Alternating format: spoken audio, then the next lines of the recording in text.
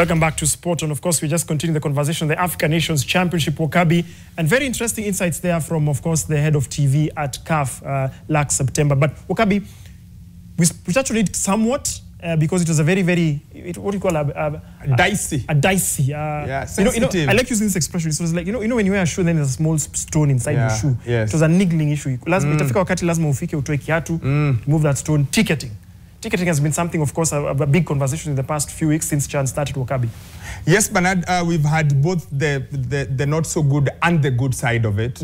Yesterday, we saw the good side of it. Everything was smooth. Your ticket was scanned. If your ticket was fake, you are returned quickly. There was no debate. Everything was so smooth yesterday. And then, of course, this was on the back of what happened the other week. So, yes, we've seen progress about it. But we thought, why don't we talk to one of the people who, when I used to cover Kenyan football every single week, I used to see him every single day. He was in charge of ticketing then. Now I hear he's doing much bigger things. I think I'm the one who's not doing bigger things than I was doing 10 years ago, Bernard. Yes. Mr. Nkaari, Martin, thank you so much. Thank you, James. Thank you, Bernard. You have a long history in ticketing. Yes. In this country. Maybe just a brief background for people to understand why we think so. You were involved when KPL, this is the wrong way to use it, when KPL was KPL. Yeah, good old days. Since 2008, 2009, used to attend the games just to watch love, and then realized there was a ticketing issue. There was a Safaricom business plan competition. I put in the plan, got an award from Safaricom, and started the ticketing business with the KPL. Did 8 great years of the KPL with a lot of challenges, things, but good things. 2011, we had the biggest KPL game. Record stood until this year in terms of attendance and collection. So, a 15-year thing just shows you good times. We lost the plot somewhere. This year, AFC broke that record again after almost 15 years, which is a good thing. Yeah, so a lot of experiences. We were there during the October 10th, 2010 Nyayo Stadium disaster. Yep. So we've seen a lot, the whole cycle, When you saw what was going on a few games ago, what did you think? What did you think was the main hitch?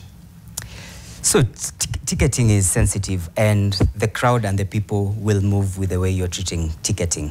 So for example, the first time we started seeing, just tickets in videos, in clips, people in cars and booklets all of a sudden, it gives the notion that it's a free-for-all. All right, so people will approach the event with that attitude, and that's why we saw what happened in the first few games, right? Thanks to the whole teams, they were able to clamp down quickly and realize these are the problems and made it a bit strict, and then that's why we had a better game on Sunday. Yes. Yeah, but still it was a better game, good attendance, but again we lost half the attendance. We lost half the We lost experience. 40% of the stadium. Exactly, yes. We lost 40% of the stadium, not good. Again, it was more of a security operation than an event. In as much as it was in an event, if you're having 1,000 police officers for 27,000 fans, that means you're having a police officer to 27 people. Yeah, and the whole thing you could tell, but at least there's been a recognition of the problem. Measures have been put, and experience is being gained, which is very important. The only thing with Kenyan football is that experience tends to expire with time. So we are not sure how it look like when the league starts, for example. What do you think our main problems? How come it seems like it's something that, because it's obviously something we've had a problem with. Maybe Chan just sort of espoused it. What do you think is the main problem with us? And with us, with ticketing, with attendance, with order, what do you think is the main problem? So I'll first say, as a nation, we don't have a safety culture anywhere. Whether it's on the roads, where it's any, we don't have a safety culture as a nation. And when it comes to events, it's now most exposed when there are big crowds. The general safety culture is not there. In schools, we see all these things all the time and we don't learn from it. So when you bring a lot of people together, it gets exposed. Remember, like 2 years ago, we also had safety and security issue at a Mashujaa Day, where there was a stampede and people died. So as a nation, we don't have a safety culture, and it trickles down. And when you come to football, I mean, it's exacerbated because football is a passion, tensions and all these things. People are psyched and everything. So whatever loopholes you have tend to be exposed very early. All right, that's why game 1, game 2, it was already exposed, right? That's football. If it was another sport, probably not. So what we need to do is just have that safety culture, and especially in football, where you're gathering 60,000 people in an hour. Sorry to interject. When you say safety culture, what do you mean exactly? Is it from the point of the fans who are coming? Is it from the point of the people who are, and have a protocol for people who have legitimate tickets to access the venue? Or is it both? I just want to understand that safety culture. What do you mean exactly? So safety culture is organizers and the fans as well. So in a lot of these places, when you go to Europe or when you go abroad, you will find it's a culture that has been created over grandfather to grandson, father to son. You know, it's inherited, and we understand you can fill a 90,000 capacity stadium in 30 minutes, you know, and it happens because it has been learned for a long time. So what we have in Kenya is, again, the other thing is we are big event people. We are not ordinary event people, all right? That's why we will have the derby with 60,000. The same teams the next weekend playing other teams will have 5,000 combined. So we are big event people. And because big events are rare, we don't have that experience and learning and to know what it is. Like, for example, I am very sure there are people who went to Kasarani the first time this Sunday, all right? And this is someone who's coming with just a ticket that's online that's saying, you know, Zambia versus Kenya. He doesn't have much more information. He's seen Kasarani on TV and everything. So by the time you navigate all this as a new person, you know, it's a challenge for you and even for the people who are organizing the event, all right? These stewards, there are some who also have don't know the outlay of the stadium and everything. So because we don't have regular events where people go, mass events where people go, you find you don't learn that experience that's needed to manage crowds and manage ticketing and everything. For our police, for example, you will find they just crowded police from every police station in Nairobi. These are not people also, they know about security, but crowd control is a completely different thing. So even the culture they come with and the ways they come with is not what you do at an event and everything. So police are trained. I saw there were police who were trained, but just 50 of them on safeties. But now when you have 1,000 and everyone has been out, what is it called, has been brought in from different police stations across Nairobi, and they're just there for hours. So you tend to have all these things that happen. From what you're saying, it means we have to create a culture. Absolutely. Like we all have to create, it's not the organizers, it's not the police, it's not the fans, it has to be everyone. It has to we as fans have to behave ourselves. Yes. We have to learn the art of buying the tickets, for example. Absolutely. Then the organizer has to learn the art of managing us. Yeah, but basically everyone, we all have to learn something. But there's also a scale of liability. Who has the most duty to the other? So the fan has the least duty because he's coming to your event. The organizer and the venue owner have the most duty to everyone because it is their premises and it is their event. So they are expected to have so much more professional knowledge and understanding than the fan. So there's no problem with showing up at an event for the first time or at a venue. You're a fan, it's possible. We go to other countries and it's our first time, you know, but the systems are there. Because the people who own the event, people running the event, people who own the venue, which are not necessarily the same thing, have built these systems and they have the most liability.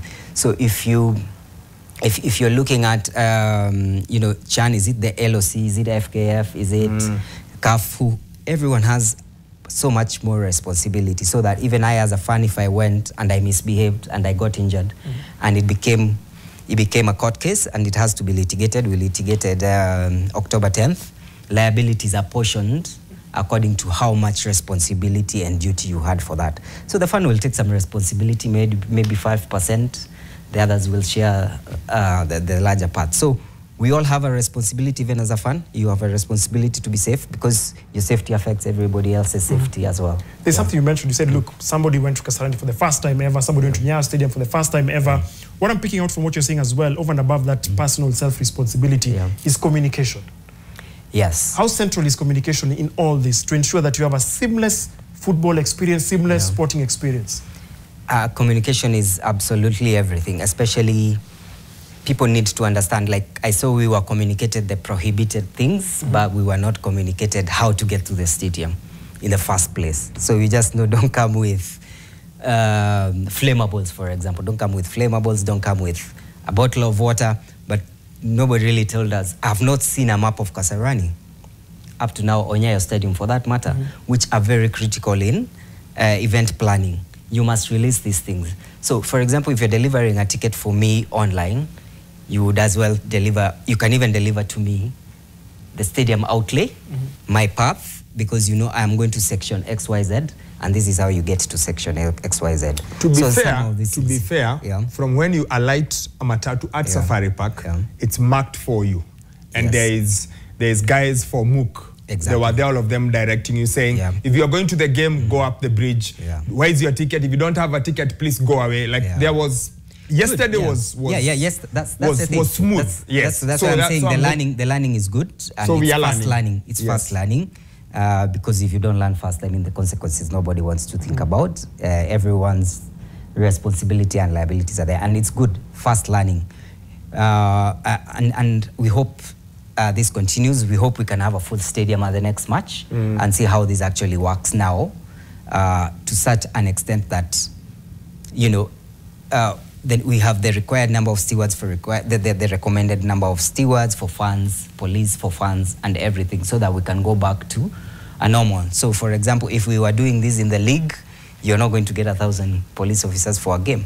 So again, I go back. So we have to create a culture, like there has to be, it's almost like we are attuned to it. Like, you know, this is how we go to games. This is what we do. This is where you get your ticket. This is how your ticket gets scanned. So that we create this habit before AFCON 2027. If I'm not wrong, that's... Exactly. The communication, the plans, don't be fishy about how tickets are allocated, because that's the first thing that creates in people's mind, this is a free-for-all. So even me, if I come, if you are doing your fishy business, even me, I can come. What would be an ideal situation? Because even as of now, we are yet to know the status of the game against Kenya, against Madagascar, in terms of being able to purchase tickets.